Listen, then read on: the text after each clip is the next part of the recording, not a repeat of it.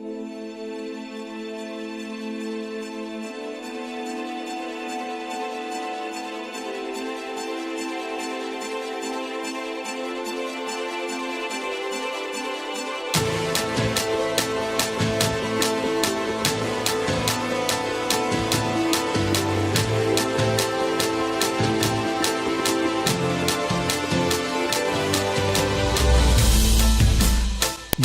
to the NFLMAX, the radio show inspired by the league, founded in 1998, bringing you 20-plus years of fantasy football experience, broadcasting from our brains to your earbuds each and every week as we break down player profiles for your teams in Dynasty. You can check us out on iTunes, Google Play, Spotify, Facebook, or you can watch the show on YouTube at youtube.com/NFLMAX for your weekly Max fix. So as always, the Ewok Juggernaut here with the hot pineapples. Nick, what is going on? It's been a while, but finally we are back and we are here. What's news with you? Not much. Big life changes. Again, apologies to everybody who is counting on our show. I know in our intro we said coming to your earbuds weekly. From here on out, hopefully, barring some unforeseen circumstances, it will actually be weekly from here on out. Major life changes with the little guy coming, and it was a big adjustment for us. Had a lot of company in, and it was hard to kind of take time to get away on a Tuesday night to record, but happy that we can be back on the air and kick this thing back off as the company subsides and we start to get in our rhythm. And I'm excited to get back into things. So lot happened since we last talked.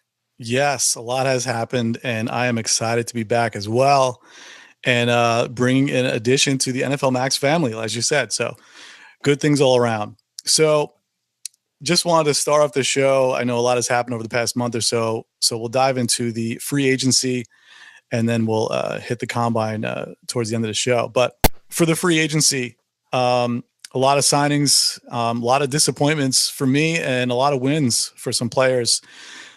I guess we'll start off with disappointments and we'll go by position. For me, the biggest disappointment for me at quarterback was Teddy Bridgewater. And here's a guy who, signed with the Saints last year and was a free agent. I'm thinking he's going to get a starting job. I think most people thought so too. And instead of going to the Dolphins, who were trying to court him and bring him in to Miami, he'd rather stay in New Orleans and back up Drew Brees for God knows how long. I mean, Brees is showing no signs of regression, even at his age.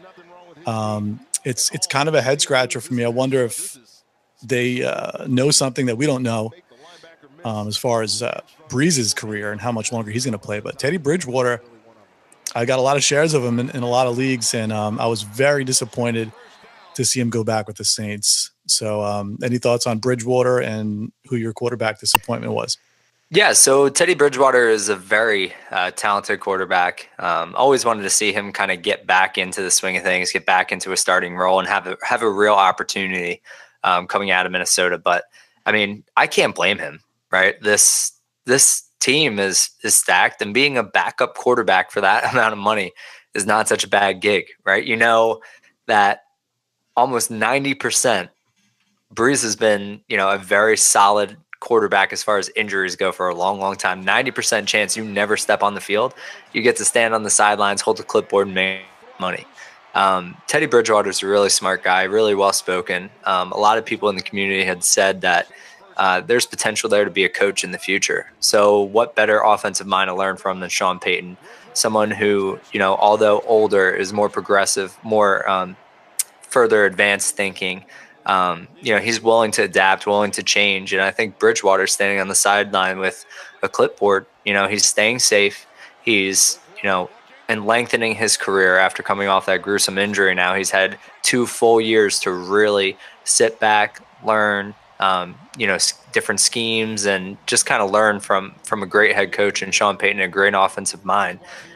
Risk no injury, and he sits behind Drew Brees. He's one of the greatest leaders. He gets to watch him go to work every day, and I think it's good for Bridgewater, honestly. to take one more year. And I think here's my first hot take of 2019. I think he only signed a 1-year deal because Sean Payton will be the head coach of the Dallas Cowboys in 2020. Ooh. So I think he knows that's coming. So he signs a 1-year deal to back up Breeze, knowing he's not going to get on the field. He gets another year to learn from Sean Payton. And, then at that point he can move on. I don't blame him for not wanting to go to Miami. It is a train wreck there. All signs point to they're tanking, and they have their eyes on that quarterback class of next year. So, why be that guy that goes there and, bridges the gap for 1 year until they get someone else? And then you're always going to be looked at as that guy kind of on the outside. Yeah. Not even being reunited with Devontae Parker was enough to lure him into Miami from the days. Shocker. Yeah, exactly. And, speaking of Devontae Parker, Miami extended his contract again. I don't know why. Jeez. But, yeah, I'm with you. If you could play one more year on that offense with those guys, and like I said, with Sean Payton, if Payton leaves, who knows? So you think maybe Breeze will retire at the end of the year and Payton leaves?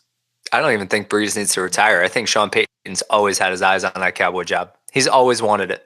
Always. Yeah. And that was my biggest thing when he left to go to New Orleans when I was younger. I mean, I don't even know, a number of years ago. Obviously now it's probably what?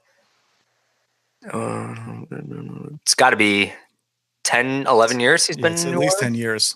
Yeah. I mean, 10, 11 years ago, sitting there as, a younger kid, around 17, 18 years old, I was bummed when he left town to get a chance to go to New Orleans. And, I'm going to feel the same way if Rashard walks out the door and it's not Peyton who comes and takes that job. These two guys, there's just something about them. They feel like Dallas head coaches. They feel like the guys that can bring them back. It's not Jason Garrett. The Cowboys will never win under Jason Garrett. So I think he's always kind of had his eye on the Cowboys, and he feels like he can be that, savior, so to speak, even though the Cowboys have 5 Super Bowls. That brings them back to that promised land. I think he's always wanted the job. I don't think it's a secret. I think he's actually been pretty open about it in the past. And I think if he has a shot, which he could very well have a shot, I think he'd take it at this point. Yeah, that would be something to see. We'll see. And I'm glad Teddy just signed a 1-year deal with them because we want to see him play. So, okay, what about quarterback disappointments for you? Anybody? So for me, it's not. It came during the free agent time, but it wasn't a free agent signing. But it's the trade of Tannehill. I mean, this guy just can't stay healthy, can't stay on the field. But apart from that, and I know, there's people out there who are going to strongly disagree. I think Tannehill actually has some talent. I think he's not a bad quarterback, and I would have liked to see him get another shot. It's a disappointment in the sense that he's not playing right away. And it's more of a personal disappointment in the fact that I have him on a lot of my Superflex teams. I took him as a late round pick, past couple years, just hoping that, and thinking he got past that 3-year kind of benchmark year where once you get past those 3 years, you continue to get opportunities in the NFL. But with that being said, going to Tennessee was about the best spot he could have landed in a backup situation. I think it was a genius move by Tennessee. Mariota's in his contract year. Tannehill's in his contract year. Mariota can't stay healthy.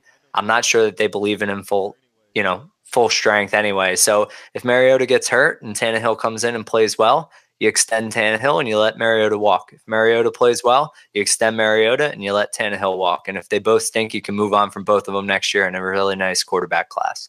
So I think it makes a lot of sense. They're not forced to start, Blaine Gabbert as the backup there anymore, and, kind of insulates them a little bit. Yeah, me personally, I'm not a fan of Tannehill, but it is an ideal spot for him to play in Tennessee. And, you got your boy Corey Davis over there. He'll be throwing the ball too if Mariota can't play. But that actually makes me really happy for my Corey Davis shares because it's more insulated than dealing with Blaine Gabbert. Yeah. I'm a Mariota believer. I really think that if he can stay healthy all year, you're going to see him take a big step forward. But if he does get hurt, I would much rather Tannehill throwing the ball than Blaine Gabbert. And I mean, that's not even really a competition for me personally. I think it insulates Corey, insulates those wide receivers and Delaney Walker if he ends up coming back. I think it's going to be good for that team to have some insurance. And just like Bridgewater, gives Tannehill, a year to kind of recoup. Mhm. It gives him a year, where he's not getting killed. I mean, that offensive line in Miami is dreadful. It's bad. So it gives him another year to kind of recoup, recover. He's had a lot of damage to his knees. And, it's not the worst thing in the world to back up for a year and to learn. Yeah, and don't forget about Taywan Taylor in Tennessee. So I'm totally forgetting about Taywan Taylor. That's another discussion. still waiting on my Taywan Taylor shares. Moving on to running back. For me, biggest disappointment, and he's still unsigned, TJ Yeldon. Now, I'm thinking here, TJ Yeldon, do you think he goes back to Jacksonville? Because, we know the reports came out about Coughlin and his, frustrations with Fournette. So, man, I mean, the door's open. I mean, after the draft, if they don't take anybody, maybe Yeldon goes back and signs with Jacksonville. I mean, I can't believe he's actually not on a team yet.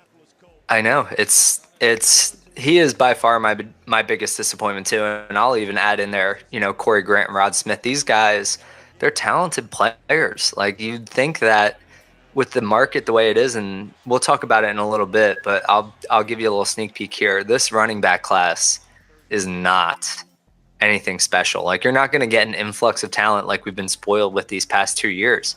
So you have some really nice professional running backs sitting out there in the open market, waiting to get picked up. It makes no sense to me. I don't understand what they're doing still sitting out there.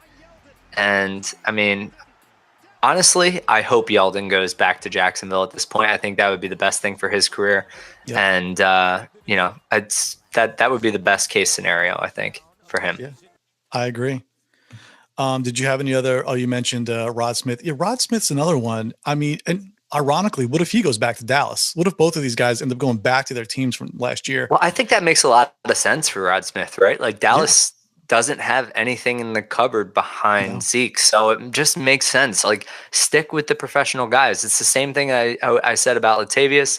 It's the same thing. Even Alfred Blue is still sitting out there, and I know you think he's a plotter, but he's a professional running back, right? He can get the job done if you need him in a pinch. He's not going to fumble. He's not going to make the boneheaded mistake. He's going to take what he gets. Like he's a professional running back. Rod Smith has way more talent than even that. Oh, yeah. And to be able to back up Zeke has a huge workload. So important for the Cowboys to figure out what they're going to do behind Zeke. You cannot afford to go into the season without a backup because that's exactly when injury is going to hit and your season's going to derail. It's actually a catch-22 for Rod Smith because you've been backing up Zeke your whole career, going back to college. And now, you have a shot to leave. I mean, nobody signed you, but I mean, that team is so juicy. I mean, it's so enticing to go back if I were Rod Smith. And you've been there for so long, why not? Maybe sign a 1-year deal and go back for just 1 year, but we'll see. Moving on to wide receiver disappointments. Randall Cobb, for me, choosing to go to Dallas and play with the Cowboys in an offense where you're featuring Elliott. And let's face it, we've talked ad nauseum about the shortcomings of Dak Prescott. So you got Dak Prescott throwing you the ball. You got an offense focused around the running game, and your boy Amari Cooper, the number one target in the passing offense. So why Cobb decided to sign with the Cowboys? It's a head scratcher for me. People are saying, they're automatically going to fill the hole that Beasley vacated. Yeah. That Beasley vacated. And I just don't know.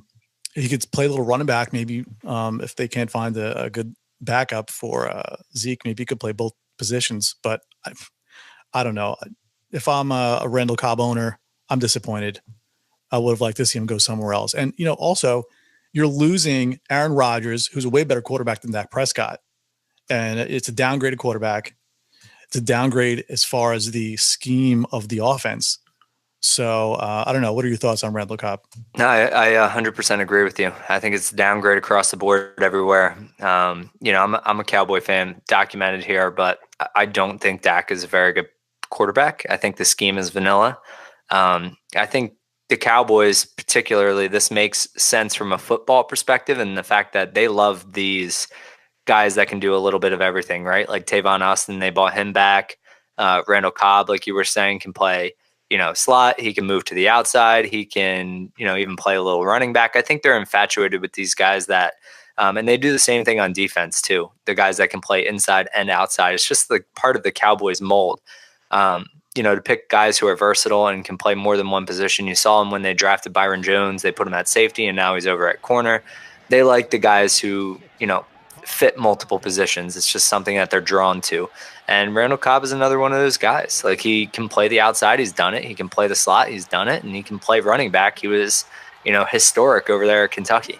You go to Kentucky and that's all they'll talk about is Randall Cobb. So, he can do a little bit of everything.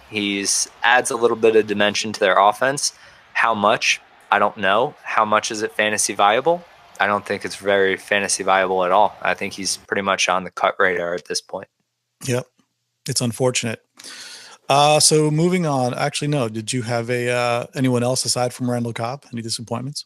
Yeah, I think my biggest disappointment is Moncrief going to Pittsburgh. And it's, again, more of a personal disappointment in the fact that, like, it's just annoying that now you have to worry about James Washington because, I was all documented. You can go back and listen to any episode on here. I said 201. As soon as I got to the second round, if I had any pick, I was taking James Washington if he was still on the board. And then after James Washington, it was Kalen Ballage. I believe in the talent. I believe in the Steelers' ability to identify these wide receivers in day two. He fits everything that they're looking for. He fits the mold. And super excited as soon as Antonio Brown moved on. Then they bring in a guy like Dante Moncrief, right? Like, he shouldn't be a concern for James Washington, but there's that little bit of doubt in the back of my mind that says he's at least going to get some of the targets, right? Like, Antonio Brown vacates a ton of targets. And Juju's target upside this year is just incredible. But the other targets have to go somewhere. Juju already had something insane, like 165 targets last year, and Antonio Brown had like 160, I don't know. Or Juju had 168 and Brown had 165, something like that off the top of my head. I can't remember the exact numbers, but, Juju can't take on another 162 targets. Like, and don't forget about Jesse James too. So they had no Bell last year. He's gone. AB's gone. Jesse James is gone. You got to assume. Yeah, and their running backs, James Conner already saw 70 targets. So it's like, how much more are you going to target the running back? And you got to figure Jalen Samuels is going to mix in a little more. They'll probably make him a little more of a gadget guy. He'll play some tight end. He'll split out into H-back. So he's going to do more things. They're going to be more flexible with their offense without AB. They're going to have to be. But it's so annoying that they bring in a guy like Moncrief who continues to get these premium opportunities like he did in Indianapolis. And then, he goes to a wide open depth chart. Not that, Blake Bortles was a premium opportunity, but he went to a wide open depth chart there with a opportunity to play. And after proving nothing, and then he goes to Pittsburgh and one of the most elite offenses for a wide receiver. And he's going to get another shot and he's going to just be a thorn in the side. I still think James Washington has the upside of 90 targets. I'm praying for 100, but I'm not counting on 100. But I just think without Moncrief in the picture and, anyone in the picture other than like a day two wide receiver, the upside the floor would have been at least 90 targets. Now I've got to hope that that's, what he hits. Yeah, just to touch on Juju real quick, I've seen him as far as number 2 in Dynasty wide receiver rankings. I think that's a bit ridiculous. I'm not ready to call him a top 5 wide receiver yet. I know he's only 21, but let's face it, AB drew double coverage, and he had a lot of opportunistic, situations last year. So now he's going to be facing double coverage. It's going to be very interesting. Yeah, I agree. It's going to be like a polarizing situation. It's, 165 targets, though. That's why he's shooting up the board, right? Yeah. The 165 targets vacated. They've got to go somewhere, and he already had 168. That's like, and that's why people are doing it. They're seeing the 190, 200 target upside, but it's got to be efficiency too. Like, you've got to factor in efficiency, and you've got to assume without AB running those routes to pull double coverage, it's going to be harder to be as efficient as Juju has been. Yeah. And it's going to be one of those polarizing situations. It can go anywhere. No one really knows or has a beat. It's more of a gut feeling at this point, because if you tell someone that you can get 190 to 200 targets in the Pittsburgh offense, wheels up, like that's, grounds for talking in the same discussion as DeAndre Hopkins. And then you tell them tied to Big Ben. I mean, it's, you salivate at the thought of that.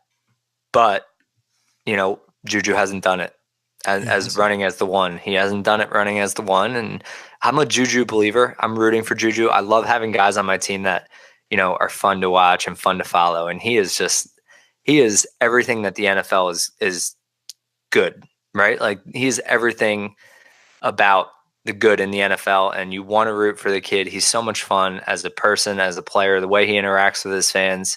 You want to root for the kid. I'm pulling for him. I have him in a couple spots, and I'm pumping the brakes a little bit on expectations, just a little bit. I think you have to, especially when we're seeing him go as a top 3 wide receiver right now, which is, I think it's a little crazy. Moving on to tight end. For me, the biggest disappointment, and I was saying off air that this is up there with my 2 biggest disappointments overall for free agency, and it's tight end Demetrius Harris. And kudos to Cleveland for snagging him for nothing. But Demetrius Harris is an absolute beast of a tight end. Runs a 4.5. He's 6'7", and his burst scores are just through the roof. So, I mean, and he played behind Kelsey for all those years in Kansas City. So he's ready to hit the ground running, and he goes to Cleveland. I mean, of all places, they've got David Njoku already, and OBJ and Landry and all these weapons. He's never going to sniff the field, Demetrius Harris. So it was a big head scratcher for me. He should fire his agent. But on the bright side, he's playing with Baker Mayfield. So I don't know. Teddy Bridgewater and Demetrius Harris were my 2 biggest disappointments for this free agent class here. So what about you? Any thoughts on Harris or one of your tight ends? Yeah, I mean, I like Harris too. I thought he would get a shot to go somewhere and have a little bit of an opportunity, especially with the crapshoot that is tight end, right? Like, the talent in the league right now is so minimal that you would think he would be able to land somewhere and get himself a legitimate shot to start. His profile athletically is off the charts. He was stuck behind Travis Kelce. He is a guy that you had in 2 tight end or tight end premium leagues just because if Kelce went down, he's in that Chiefs offense, and that athletic profile that he possessed was, one of the better ones. So he was a high upside shot, and he got his year to walk. And where does he go? He goes to Cleveland, and he's right back in the same type of situation. I've heard some hint that, maybe Njoku's on the way out because all the prior regimes' first round picks have, been offed. I don't think there's any legs to that. I think that's just speculation. And if it were true, there would be, every team in the NFL would be inquiring about Njoku because his profile is almost it's ridiculous. Yeah, you can't find that anywhere. So he's still a young guy. Time, by the way, one of the greatest profiles of all time for prospect tight ends. Yeah, and tight ends, people forget tight ends take 3 years to develop on average, right? And Njoku was on the very young side too, coming into the NFL. I have all the faith in the world in Njoku. I don't know that he's ever going to hit that ceiling that you thought he might have when he first came into the league, especially with Odell there. And now Jarvis is going to get to run his under routes. So he's now the 3rd target on the team. But, in an offense that's humming, you can maybe support, 3 targets. And I think he's going to be just fine. He's a solid tight end 1 moving forward if he can take even just a small leap forward this year. Yeah. Well, that's a great segue to free agency wins, and we'll go right to Cleveland again. And at quarterback, who had a better offseason than Baker Mayfield? Baker Mayfield got OBJ to throw the ball to, and with the rest of that supporting class, I mean, it's just going to be absolutely bonkers watching the Browns on Sundays. And their line is sneaky good too. Like they're just all around on the offense. I don't know. Like they might be the best team on offense. Like they might be the best offensive team, had the most talent and the most weapons in the league, you know? And they're getting a new stadium soon. It's wheels up for the Browns. And if you saw, did you see the NFL commercial for the Super Bowl where they had all the superstars at the dinner? I did. I've stopped watching the commercials. They've been so bad the past couple of years. Well, I used to go to the bathroom during the game and just so I can watch the commercials. Now I've flip flopped. I just use the commercials to go do whatever I need to do. I'll cut it into the show, but basically, long story short, the commercial was awesome. It had everybody from Barry Sanders in there to Ray Lewis to today's superstars and previous years, guys that are retired. They're all in there in the commercial. And there's a scene where you see Tom Brady at the table sitting right next to Baker Mayfield. And he has his hand and he has got all his rings on his hand, on his fingers. And he takes all his rings off and he gives them to Baker Mayfield. And he says, hold these for a second. And he gets up and walks away. And for me, it was just like, that was the moment when the light bulb went off. And I'm like, yeah, he's passing the torch. I mean, for me, Brady is done. I mean, the Patriots are done. We talked about this on the Super Bowl podcast. I don't think we'll ever see Brady in a Super Bowl ever again. He's done. He's finished. So I think, in a creative way, he passed the torch to Baker, and now he's got OBJ. And I mean, it's just going to be incredible. I'm not saying Baker's going to win 6 Super Bowls, obviously, but yeah, I'm just saying he's passing the torch. I think Baker is going to be the next, like, as far as quarterbacks go, the face of the NFL. Yep. And it's going to be really fun to watch. I'm crazy excited. And you know what? Kudos to Dorsey for making it happen too, because I mean, the Steelers are in flux right now. The Ravens are adjusting, right? They've got a young quarterback and they're still trying to find their identity. And all of a sudden you put a team on the field who's spread it out, throw it out, and they're going to throw up a ton of points on offense. You're going to, regardless of how good the Ravens defense is, you're going to put points up on them and you're going to pressure them in 2 games this year in the division. I think you can beat the Steelers. I mean, I don't see any reason why the Steelers could hang with Cleveland. I mean, and division games are always tough. Like they're going to lose one, maybe even 2 and split. But I mean, for Cleveland to enter the season as the clear-cut favorites in that division, I mean, kudos to Dorsey to go out and make it happen with Odell. I think Odell is going to be on his best behavior there in Cleveland because I think he knows this is his best shot. It is going to be a fun team to watch. A lot of personality, a lot of character, even from the storyline of Kareem Hunt sitting on the bench, behind Nick Chubb. I mean, it is just going to be a circus of media around that team. And you know what? Everyone, no matter what people say, everyone is rooting for Cleveland. Like, you can't hate Cleveland. People hate New England. People hate Pittsburgh. People hate Dallas. People hate Philly. You can't hate Cleveland, right? Like, it's just like a blue collar, and they've been in turmoil for so long. You can't hate Cleveland. Everyone in America is going to be rooting for them, and they're going to be like America's sweetheart this year, and it's going to be fun to watch. Yeah. And as far as OBJ goes, I know a lot of podcasts were talking about him being traded kind of weeks before it actually happened. But we were talking about it like 5 months ago. And we did an episode, Oh Delusions of Grandeur. And it was basically the week where OBJ put up like 35 fantasy points in a PPR against the Panthers, and they still lost the game. And he came out with ESPN and he did his whole thing with whatever that guy was, the rapper. But we called Wayne. Lil Wayne. Lil Wayne. Sorry. How dare you? On my current rap artists. But yeah, we called it 5 months ago. Obviously, Odell Beckham Jr. is a malcontent.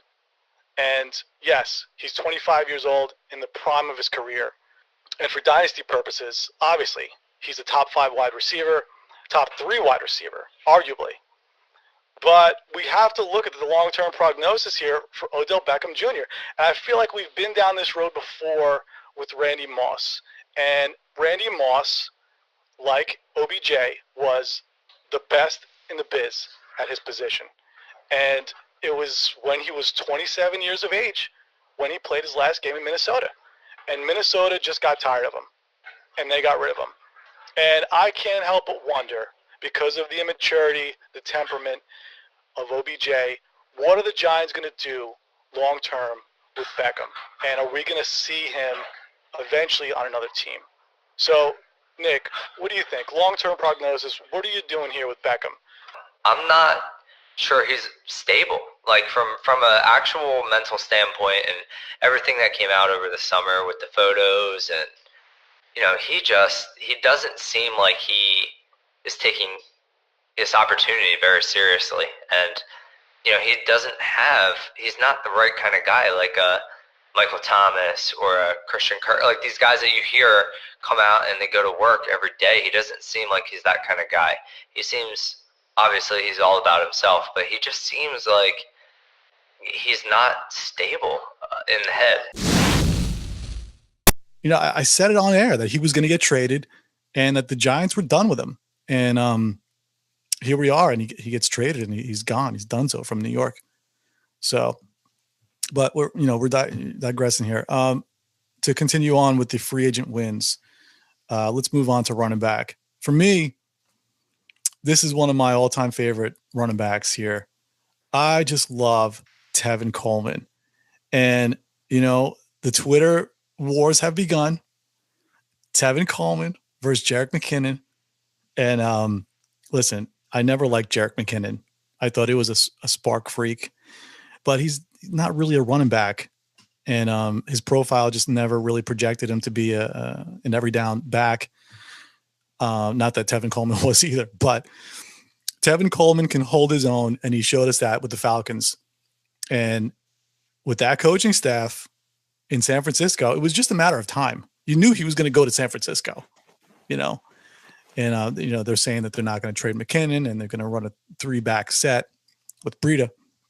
But listen, if you can get Tevin Coleman on the cheap because people are still pounding the table for McKinnon, go get him. I love Tevin Coleman. I think he's going to take over that offense. He's going to be the number 1 running back in San Francisco, and it's not going to be close for me. So that's my free agent win at running back is Tevin Coleman. That's such a bad take. Bad take. Bad, awful take. And why? We can rehash this at the end of the year because you love to splice in my bad takes, and you better believe that I'm going to make you remember this one. Let's do First off, no one is pounding in the table for Jerick McKinnon anymore. The Jerick McKinnon truthers are. They're still out there. No, I haven't even heard them come out. So no one's pounding the table for McKinnon anymore. Everyone is paying for Coleman. Probably fair market value, fine. If you want a 1B, right? If you want to pay a 1A price for a 1B, but Matt Breida is the lottery ticket to have, and he's going to take over the backfield. He's going to be the 1A. Coleman will be the 1B, and Jerick McKinnon will be the gadget guy. He's the cheapest. I'm telling you, as far as ADP goes, he's the cheapest one. Who? Breida. Yeah. Oh, yeah. Breida's the cheapest one to acquire and the best one in the backfield, and he's going to take the job. He's going to be the 1A. And if you want the lottery ticket, like this is just good process, even if it doesn't come to fruition. And you're right, Tevin Coleman is the 1A. Go get Breida and bet against the public. Like bet against everyone else because you can get Breida as a throw-in right now because he's the presumed 3rd back on the depth chart. Get him tossed into a deal, and when he does, because he will emerge as the 1 in this offense, he is a good running back. Then you might as well just go get Jeff Wilson then. Jeff Wilson is free too. Oh, yeah, Jeff Wilson's free, but Jeff Wilson's not going to touch the field. Neither is Breida. No, Breida. All right, I'm telling you right now, watch. We're going to rehash this later on down the road after the season's played. Breida will play a big part in this offense, and he will be the 1A. I don't think he'll be the 1A. I think he'll be the 3rd down guy. Listen, we all know what Shanahan does. He uses the 1 back, and that's it. I mean, listen, and no one thought it was going to be Devonta Freeman, and then it was. Well, even last year. So you start off the season with McKinnon. McKinnon gets hurt. Then you had Matt Breida. Matt Breida was hurt. But when Matt Breida was in, it was all Breida.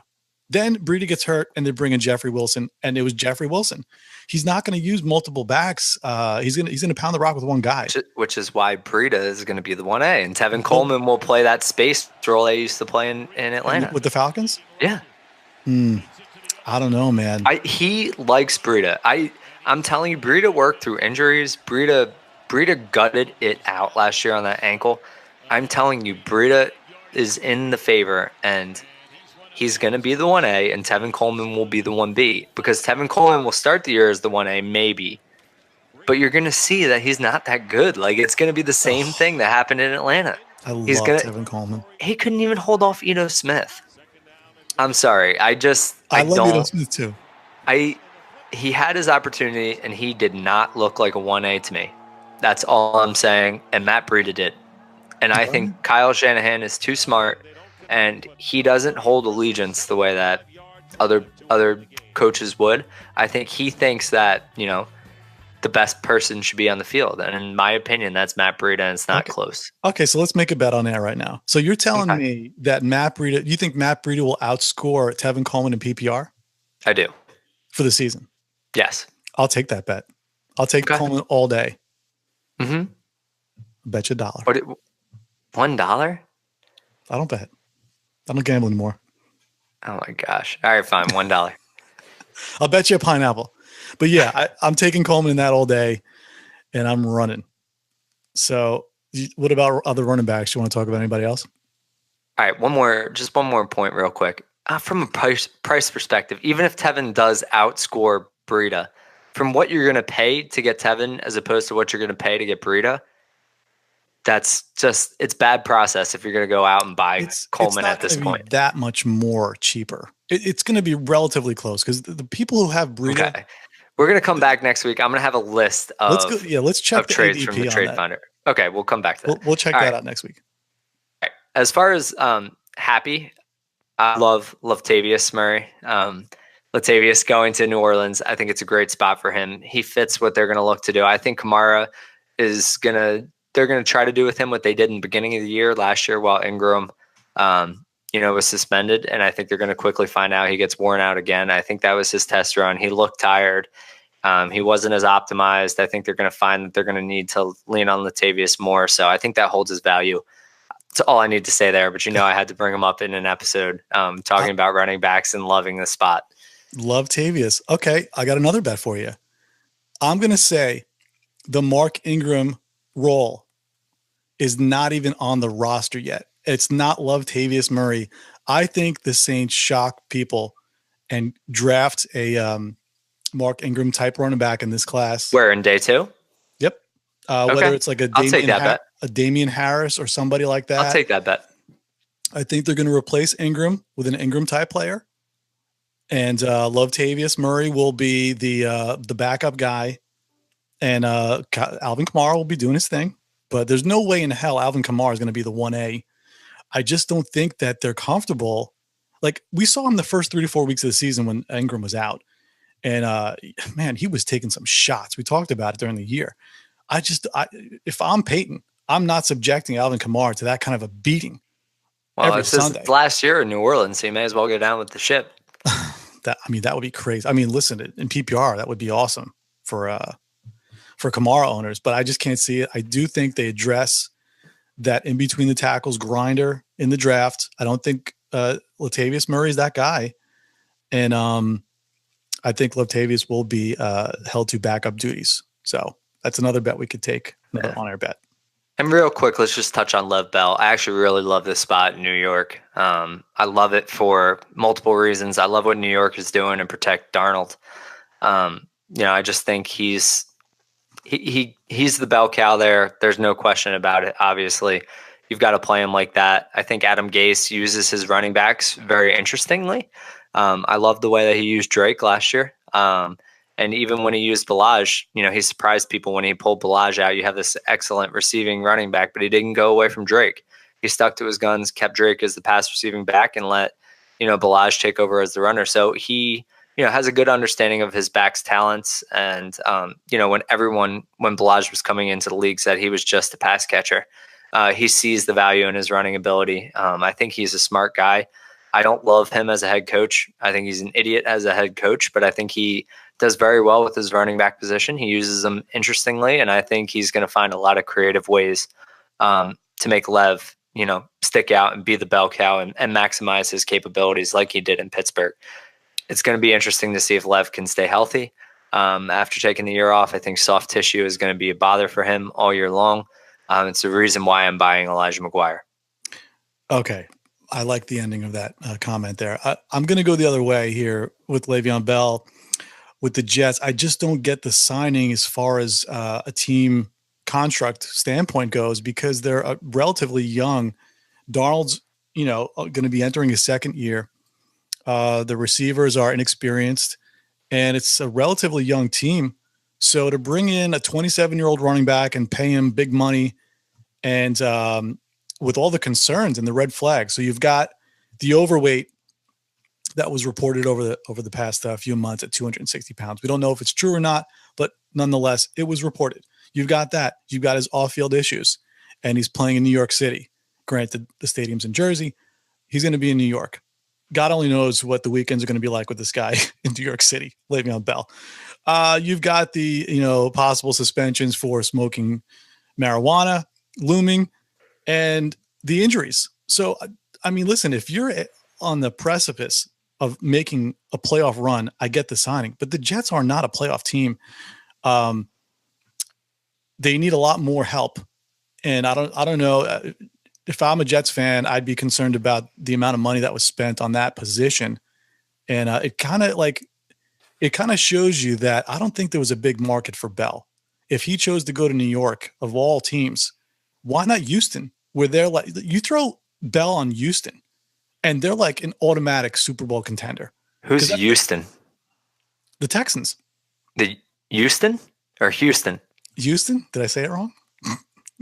Houston, Houston, whatever you want to call them. The Texans. You put Bell on the Texans, and he's in a way better situation. But obviously, we know Bell is all about himself and about the dollar.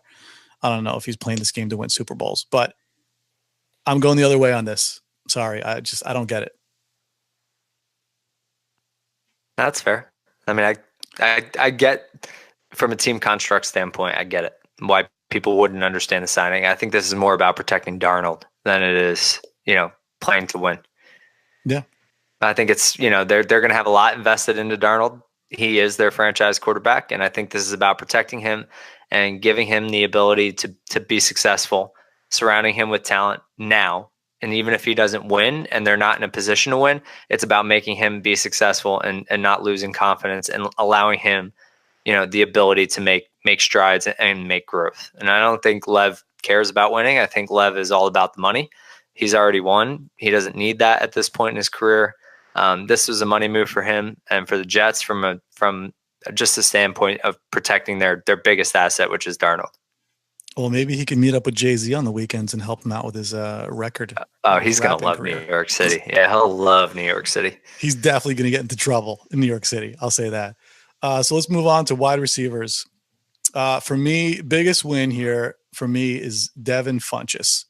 I love Devin Funchess, and I've got a ton of shares of him in my leagues. But going to the Colts was an absolute win for him. Finally, he gets a quarterback who can throw him the ball. Apologies to Cam Newton, who is, ridiculously inaccurate. But, man, what a great sign. If you got Funchess, you've got to be excited. I know it's only a one-year deal, but if he plays well, maybe they can extend him. Maybe he can, win over the coaching staff, and he can come back for a long-term contract in Indianapolis. So, Devin Funchess wheels up with the Colts. Thoughts on Funchess or maybe a wide receiver? No, I love Funchess. He was my first thought for this section as well as a win. I love what he's gonna have the opportunity to do in that offense. It's a prove it deal, but I think he's gonna step up to the ballpark. He's still extremely young. Yeah. And his athletic profile, just from his size and his athletic ability, he's going to be just fine with an accurate quarterback. Mm-hmm. Maybe he doesn't get all of the separation in the world, but when you have a guy like Andrew Luck, you don't need it. When you have a guy like Cam Newton, you better be open because that throw could be going anywhere and you're going to have to adjust your body. But I think he's going to thrive here in Indy. I think they needed a guy like him to take the pressure off T.Y. T.Y. is not profile as a number one as an act. And I think this is really good team move. It makes a lot of sense with their cap space. And I just think it was a great signing for Andrew Luck as they continue to actually give him what he needs. It's refreshing to see from the Colts organization. But other than that, I think Smokey Brown, John Brown that was a great spot for him. That was a sneaky good spot. We talked about it last year with Foster and McKenzie. Just give Josh Allen a guy who can stretch the field, but that's not all Smokey does. He's also a very good route runner. He gets a ton of separation, and we're just saying it with, Funchess and Cam. When you have an inaccurate quarterback, you're going to need space, and John Brown can do it. He can separate. So as long as his sickle cell doesn't bother him and he can stay on the field and as effective as he should be, he is a great addition to that offense. He's exactly the type of receiver that's going to thrive with Josh Allen. He can stretch the field. He can stretch the seam. He can do way more than just go route, stretch the field, blow the top off the defense. He gets separation. That's exactly the type of receiver that you want to see in Buffalo. The Cole Beasley signing, on the other hand, makes zero sense to me. Cole Beasley operates within 5 to 10 yards, and that is exactly where Josh Allen can't make a throw. So that one doesn't make sense to me. A lot of people think it's great because he'll get so much separation. Fine, but it's within 5 yards. He's a jitterbug guy. Just that one never made sense to me. But Smokey Brown, big winner. Yeah. Big winner. Bills Mafia is going to kill me here, but I'm sorry. I can just see it right now. You close your eyes. If you're out there listening, just close your eyes right now. Josh Allen, back to pass. Smokey Brown is on the outside, running a go route. Burns passes defender with that 4.3 speed. Breaks ankles on the cornerback. He's flying down the field. Josh Allen heaves the ball up, overthrows Smokey Brown. And then John Brown tweaks his ankle and gets injured on the play. The ball gets intercepted and runs back for a touchdown. Bills lose the game. I mean, I don't know. I've always liked John Brown, but the injuries plagued him, and Josh Allen's inaccuracy, I could totally see that being a catastrophe. Sorry. Right. That's fine. Bills. Continue to be a hater. Real quick, just a sleeper pick I want to throw in here. One that I sneaky love the signing, and I'll be acquiring him for free everywhere. I actually had him in a ton of places as he showed himself relevant last year in Washington, which was extremely hard to do. Maurice Harris signing with New England. I think that's a great fit for him. I think it's a great fit for them. They're bereft of any type of talent. He's not a supremely talented guy, but he's proven that he can get it done in the NFL. And I think it's a great fit with a guy like Tom Brady. I don't expect, supreme production out of him. You're not going to be even questioning him being in your starting lineup, but he's going to give somebody some nice depth. And you can get him for free right now. It's a sneaky sign. So just watch that one. Be on the monitor for that. That was an underrated free agent signing for me. I used to be a metric snob, to be honest. And over the past few years, I have changed my tune. And, to segue into this combine, particularly with the running backs, I have absolutely changed my tune. So we might as well just move on to running backs here. And we'll talk about wide receivers next week. But for the 2019 rookie class for the running backs, pre-NFL draft, which is about 4 weeks away here, end of April. But we're going to dive into some rookie running backs tonight.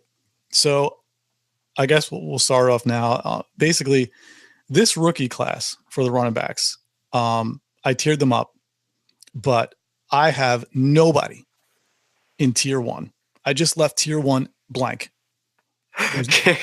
You've got to make a tier 1 with what you're working with. There is no running back in this class that I'm putting in a tier 1. Nobody. You don't even want to just go there. You don't even want to be like, oh, he was your tier 1 back in. No, there's nobody I want to put in tier 1. That is hysterical. I'll tell you who my favorite guys are.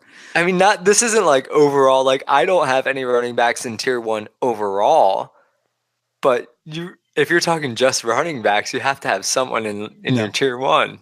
No, I want nobody in my tier 1. That's how bad this running back is. That's hysterical. I've never seen anyone do that, but go ahead. So tier 1, nobody, 0. And then we'll go right to tier 2. So I got a lot of guys here in tier 2, and there's about 5 guys who I really, really like. I'm not going to rank them, but I'm putting them all in the same tier. And I want to see where they land. I don't think anybody gets drafted in the first round. they were talking about Josh Jacobs going number 4 overall or like top 10. I don't think Josh Jacobs gets drafted in the first round. And if he does, it's going to be late. And here's why. I had to search my database here. Over the past 15 years, I've got all the combine numbers. And I had to go all the way back to 2011 to find a running back that was drafted in the first round that ran a 4.6. Every other running back that was drafted in the first round ran at least a 4.5 and a sub 4.5, 4.4, 4.3, whatever. But 4.6 is what Josh Jacobs came out with on his pro day, which is, one of the worst performances in a 40-yard dash. And it's just one test. It's not really a telling tale for what a running back needs as far as metrics go, but it does say something.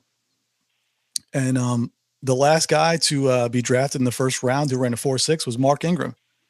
And then I started, looking up his other numbers, and, it's a really good comp for Josh Jacobs, Mark Ingram, that is. Mark Ingram and Josh Jacobs share the 40-yard dash speed. They share the same broad jump, the same burst score, same vertical, almost 35 to 31. And yards per carry in college, 5 yards per carry. And they're very similar builds. 5'9", Mark Ingram, 5'10", Josh Jacobs, 220, 215. So very comparable players. And then when you look at their style, just bruiser backs. Like Josh Jacobs isn't going to take anything from anybody. He's gonna hit you if he has to. He's not gonna try to dance around you. So I just found it interesting that they were kind of comparable in that way as far as their style, their build, their speed, their burst. And the Saints moved up to take Mark Ingram in 2011 at the 28th selection overall. So although I have nobody in my tier 1, in tier 2, I've got Josh Jacobs, Darrell Henderson, Miles Sanders, and 2 guys who I absolutely love who didn't play because they were hurt. And it's Rodney Anderson and Bryce Love. And you can throw Damien Harris in there too. And that's it. So these are the only guys that I'm interested in. Josh Jacobs, Darrell Henderson, Miles Sanders, Rodney Anderson, Bryce Love, and Damien Harris. Anybody else? I want nothing to do with them. And a lot of websites out there are pumping up certain guys who we'll get into in a second. But they had putrid combines, and the tape is very suspect on the rest of these guys as well. So I don't know if you want to talk about your top 5, but that's my guys. Yeah, I have a tier 1 because we're just talking about running back. So I do have a tier 1. Similar. I have Josh Jacobs, Miles Sanders, and Damien Harris in my tier 1.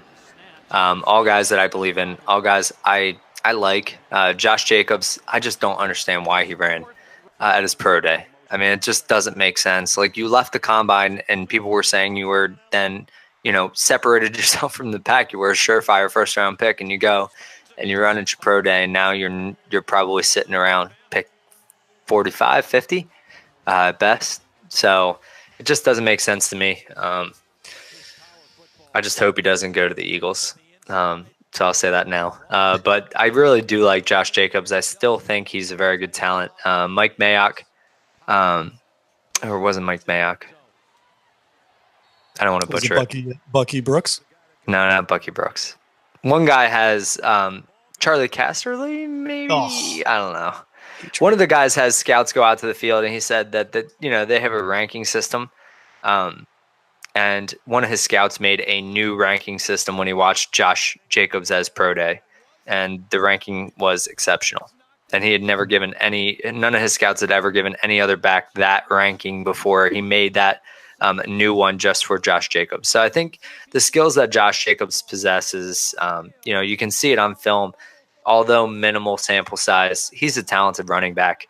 I think he was probably hurt. I think he was still probably ailing a little bit on that groin or whatever he had going on when he ran at his pro day. I don't think that number is indicative of what he would actually run, considering he ran 4.5 last year at their mock pro day that Alabama does for juniors. So I think he's probably a 4.5 guy. So take that again for what it's worth. That's not confirmed. He doesn't look 4.6 on his film. No, he doesn't. So mind-boggling. He doesn't at all. And that's the thing is sometimes you got to trust the film in this situation. He didn't run at the combine because he was, a little hampered, and then he tries to run at pro day. It doesn't work out well. He should have just walked out and not done the second attempt, but he tries it to make up and it doesn't go well. And now all of a sudden he hurt his stock, and it was just a bad decision by his agent. He should have been, told something different. Like, don't run. You're solid here. You separated yourself from the pack, and he decided to run anyway. It could be a pride thing. It could be against the advice of an agent, but I mean, he's still my number one back. And then it's Miles Sanders. Like, I really like Miles Sanders. I think if there's any back who can shoot up boards as we head toward the process and, be boosted by draft pedigree, it's Sanders. I really like Sanders, and you can't hold his production profile against him, just like you can't do it with Josh Jacobs. Alabama's stacked with running backs. You can't hold any Alabama running back, their production against them. And it's the same thing with Miles Sanders when you're playing behind Saquon Barkley. I mean, for 3 years, it's just, you can't do it to him. It's not fair to do to him. And, you just kind of take that small sample size, you look at it and you take it for what it's worth. So, yeah, I agree. It's funny because you think back to 2017 and Dalvin Cook's year when he was a prospect coming in before he got drafted. And all the craze was Dalvin Cook that year coming out of Florida State. And he was number one on most people's boards. And then he goes to the combine and he face plants in his agility and his burst scores. They're just absolutely terrible. And, he started to fall in drafts, and, you got him later than you should have. And he had a really good showing in the NFL, when he was healthy. So it's kind of similar to that as far as Josh Jacobs goes. I'm not going to be fooled again, because I liked Dalvin Cook as a rookie before the combine. And then when he performed, I was just like, wow, I couldn't believe how bad it was. So, we learned our lesson from Dalvin Cook. Let's not make the same mistake again. Josh Jacobs is legit. He's a beast. He can do it all. He can block. He can run. He can catch. He could play special teams. So I'm not trying to knock any of these guys. I like the guys that I mentioned. I like a lot, but there's just no Saquon Barkley. We all know that there's no elite running back in this class. So you got to make do with what you have. So Josh Jacobs, if I have to rank them, Josh Jacobs would be my one. And then, I'm crazy about Darrell Henderson. To watch this guy, it's so exciting. He reminds me of Freeman in Atlanta. And he's got, the same kind of height and build and small hands. But and that's an excellent comp. It really is. That's about as strong of a comp as you can make in this class. And sometimes, you hate comps because it's like, this guy's never going to be, or it's just a similar style or whatever. Mm-hmm. That's a very good comp is Darrell Henderson to Devonta Freeman. They run very similarly. That's a really strong one. And I will say I like him a lot too. Mm-hmm. He's at the top of my tier too. Separated a little bit between Damien Harris and Miles Sanders, enough to make a tier break. But man, we talked about Darrell Henderson in pretty lengthy last show that we did a couple weeks back before the combine. He just lit up Power 5 schools, regardless of playing at Memphis. I mean, every time he touched the ball, he was electric, gone. I mean, electric. Almost 9 yards a carry in That's incredible. And he's not a guy who gets caught from behind. Like when he hits space, he's gone. So I don't care what his 40-yard dash speed comes out as. He can excel, and he's got long speed. Like he breaks them. It's either he runs 6 yards or he's going 75. Like he's gone. And let's not forget, a lot of people, if you didn't watch the combine, you probably don't even know this, but they listed him as an official 4.49 40-yard dash. And if you watched it, his first run was 4.39. And then his other run was like 4.5 plus. So they averaged it out to 4.49. But he ran a 4.39. So like that, I think that's his real speed is a 4.39 or a 4.4 flat. So I know they have him listed officially 4.49, but he's a 4.3 runner.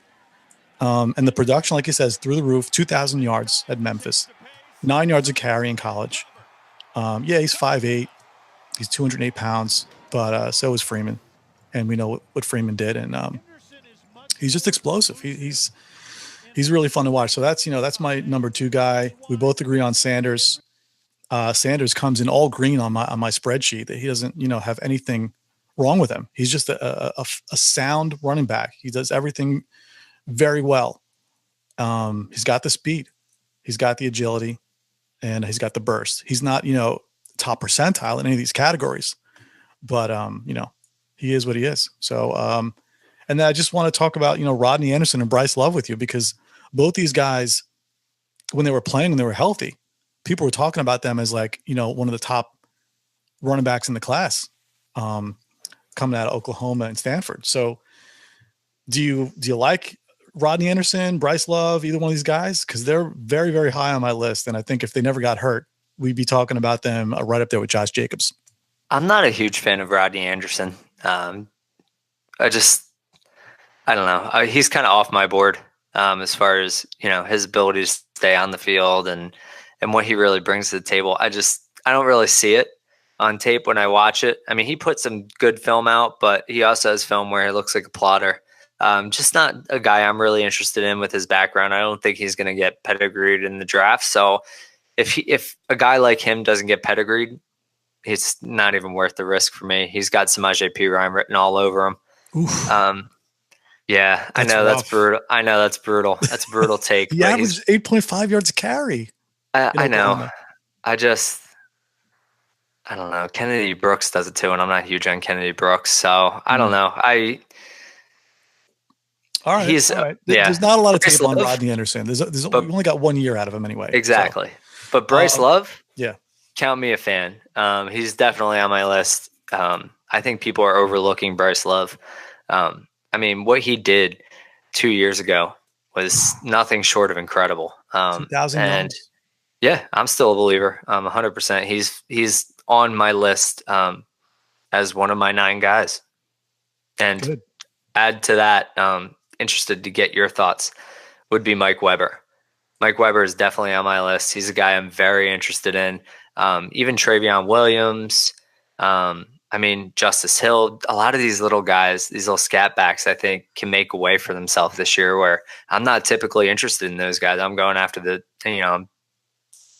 big guys, the prototypical guys. But I think these smaller guys, and maybe that's just, a product of looking at this class and the talent in this class. I don't know, but I'm interested in these guys more than I am, some of these bigger backs like Rodney Anderson. Interesting. I'm going the other way, and usually I like the satellite backs. So let's flip the script and, go on the other side of it. So those are the guys that I love, and let's talk about some disappointments.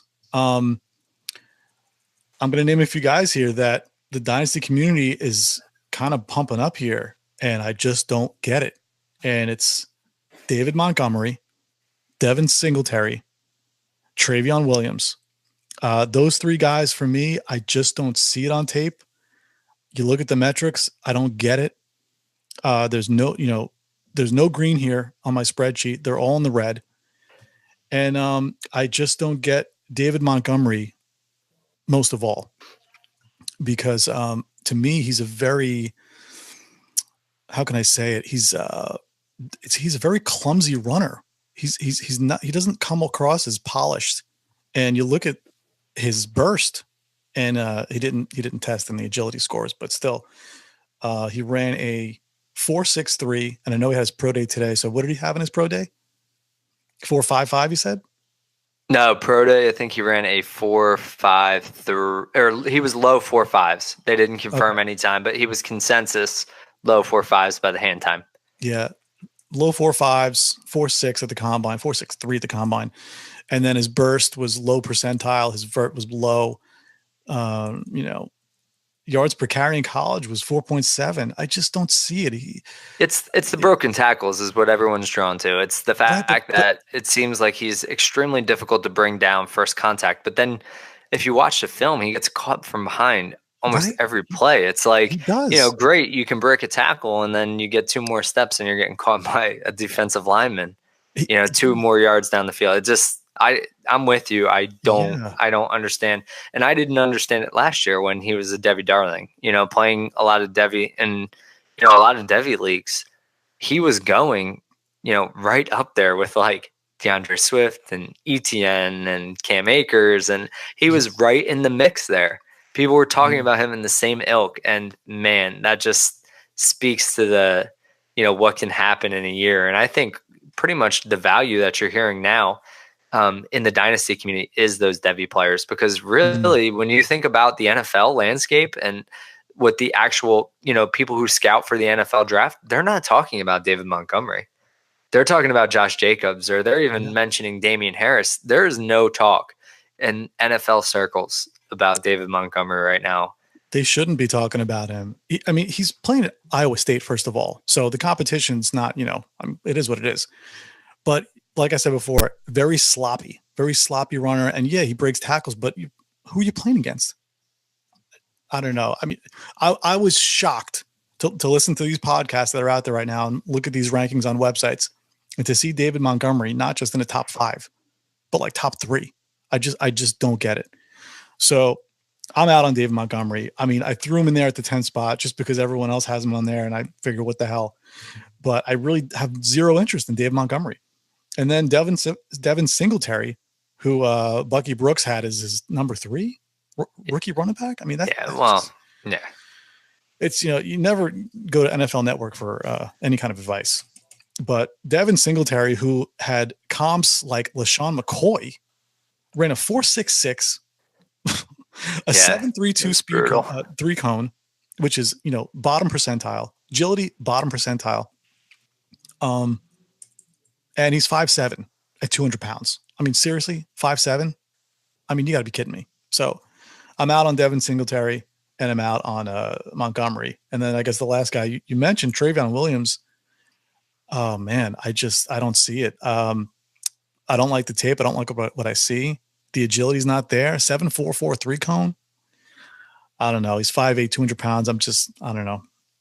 He's not doing it for me. So those are 3 guys. And obviously, Benny Snell and Elijah Holyfield, everybody's talking about them. But those are like 5 guys that are just like not interested. Yeah, no, we're on the same page for the most part. I'm with you. So, but one guy I do want to just mention quickly in passing. I know we're cutting it close on time. But one guy I think people need to keep their ears out for too is James Williams of Washington State. I mean, he was a dynamic pass catcher, and just keep an eye on him. He's one who you can comfortably make a comp of James White, right? Like, he's the same type of back. He could profile as the same type of guy, and bringing the same type of production in the right system. It's all about system for him and spot. He's not going to get draft capital, so forget about Pettigrew. He's going to be a guy that you're looking at in 3rd, 4th round of rookie drafts, unless he really gets a boost. But I mean, 3rd, 4th round, and you could take a shot on a guy like that who's got some talent and tell me that, I could hit on a guy like James Washington or like James White. Yeah, I'll buy at that point. Yeah, he's on my list here. I guess another like dark horse sleeper would be Ty Johnson, just because he led the nation in kick returns. He had over 1,000 kick returns, and guys who are successful in the kick and punt return game are always guys that are on my radar. A couple other guys I just want to mention real quick. We all know about Justice Hill and Alex Barnes, but Dexter Williams from Notre Dame, big fan of his. He graded out well in my model here. And you mentioned Mike Weber, and even maybe like a Travis Homer, a Philip Lindsay type, that, small underweight guy who's got really good burst. Yeah, I'm out on Homer, but I get it. I get where people like him. I'm out on Homer, but I get it. Yeah, I mean, he's not my top 10, but just I'm throwing guys out there, late sleeper guys. But that's pretty much my list there. Yeah, I mean, sounds good. So before we close the show and wrap it up here, you mentioned we had some listener questions. You want to read those off real quick?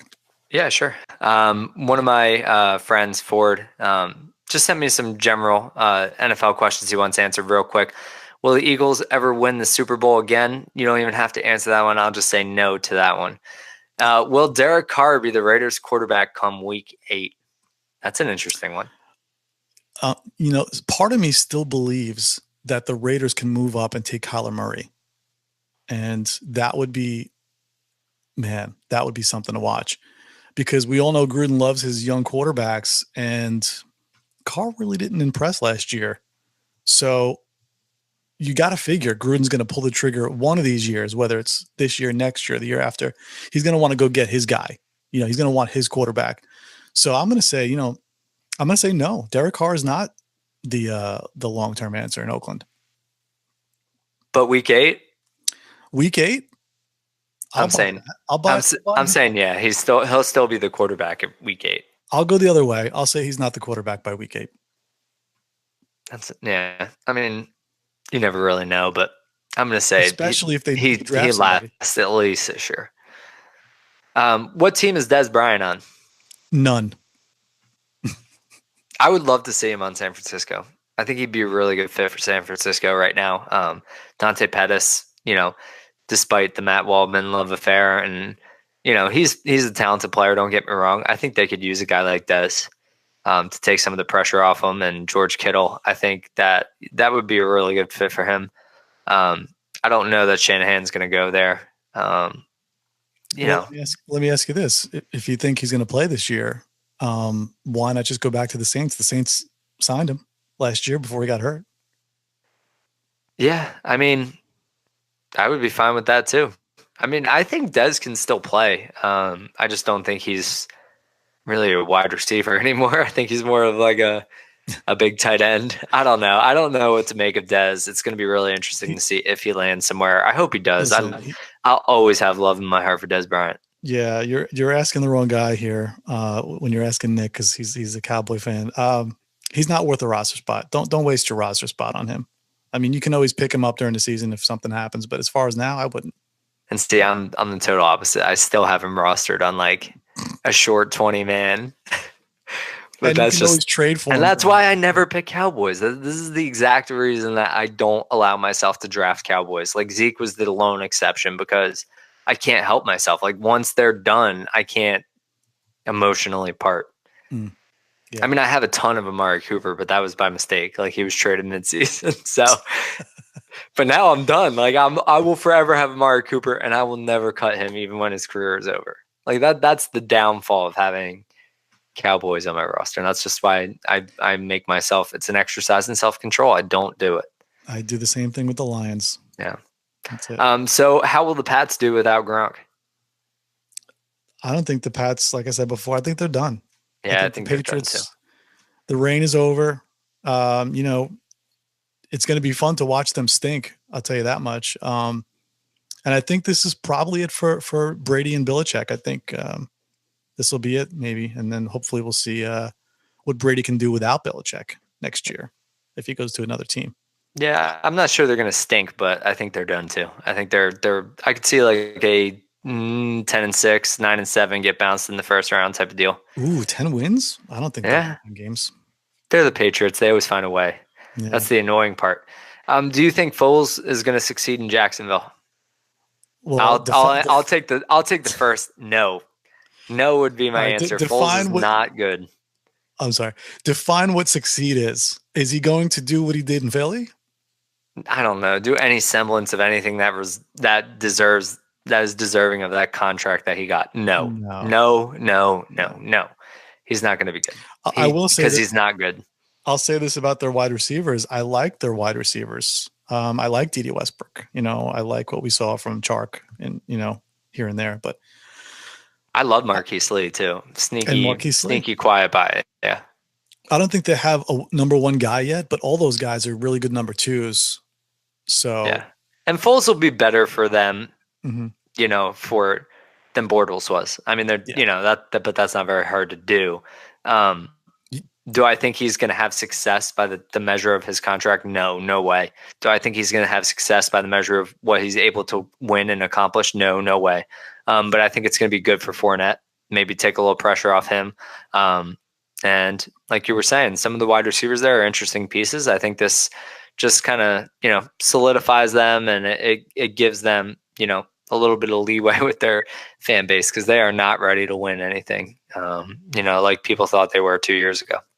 Yeah. So. In a one quarterback league, if you got him as like your backup guy, fine. But, And last question from Ford. Is there any way that the Browns don't win the AFC North? We kind of touched on this. I think there's a way. I think it's a small way, a small percentage chance. Baltimore always has a shot. They always play tough defense. And if they're going to run the ball, that's a way to beat teams down. So, yeah, I think there's a way that they don't win it. I don't think Pitt has much of a chance. I'll give them a 15% chance this year. But I'll give Baltimore, like a 40% chance of winning that division over the Browns. So I would give the Browns a 60-40 edge over Baltimore, and I'd give them, an 85 to 15% chance over Pitt. Yeah, it's going to be fun to watch Baker versus Lamar Jackson. That's going to be something to see. I do think they'll win the division, but yeah, the Ravens. I don't know about the Ravens. God, so disappointed in Lamar Jackson. But yeah, keep going. And then we got one more. This one came from Richard, and he wants to know how much is Mitchell Trubisky worth. And my quick answer right now is not what he's going for. Yeah, I think he's being drafted as like QB 8 to 10 right now, and I just don't ever see that type of season. I mean, well, you got to give him a little bit of an uptick. I'm fine with it, I guess. But what's that? You got to give him a little bit of uptick now that he's got Cordero Patterson. Well, yeah, sure. They didn't add anything, and no, I just don't think Trey Burton's very good. I think A-Rob isn't what people thought A-Rob was, and Anthony Miller's was never good. Oh, come on. Anthony Miller was never good. Tariq Cohen is the lifeblood of that offense, and Trubisky's fine. As a fantasy quarterback, as far as him carrying otherwise, I don't think it's going to happen. He'll be a back end QB 1-2. I think that's reasonable expectation. I don't think he's ever going to be in that top 6 tier. Where you can count on him, like that. Maybe he squeaks in at like 6-7 in a fantasy season because of his rushing floor. But his fantasy value is inherently better than his NFL value, in my opinion, because I don't think he's very good on the football field. I don't either. I 100% agree. And I guess that'll be it for the show tonight. So thank you guys out there for listening. We appreciate it. You can now find us on Facebook at facebook.com/NFLMAX. And we want to hear from you guys. So email the show, TheNFLMAX@gmail.com. You can find the show on Twitter at NFLMAX. I'm at Ewok Juggernaut, and Nick is at Hot Pineapples FF. And we are on iTunes, Google Play, Spotify, and YouTube. So that'll be it. And we'll be back next week to talk about more free agency stuff and the wide receiver rookie class for 2019. So until then, everybody one clap. Thanks, guys.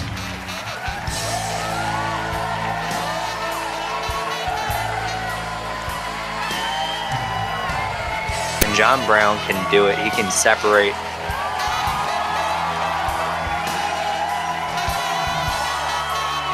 Josh Jacobs is legit. He's a beast. He can do it all.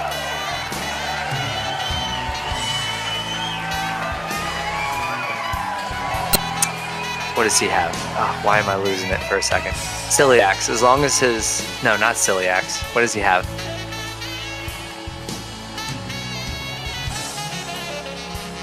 That's such a bad take. Bad take. Bad, awful take. Very sloppy runner, and yeah, he breaks tackles, but who are you playing against? What does he have that kills him? The injury? No. You're talking about Josh Sickle cell. Oh.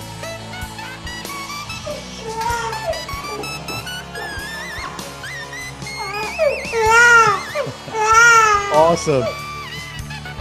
Yes. You hear that cry? He's making his NFL Max debut. I mean, it's just going to be absolutely bonkers watching the Browns on Sunday. And there's... Yeah. Don't be so cranky. All right, I'll be right back. Obviously, Odell Beckham Jr. is a malcontent. Oh, man, it's a beautiful sound, isn't it? You must have looked at your roster. Dude, I'm picking hockey at 78% right now. Over the last 30 days, though. Wow. Yeah, I'm up $600 from hockey. I'm not even up $600 in my stocks. Just give me all your money. Yeah. Whatever you have in stocks, pull it out and give it to me. I got you. I really need a quarterback. I'm thinking about taking Breeze round 1. Yeah, okay.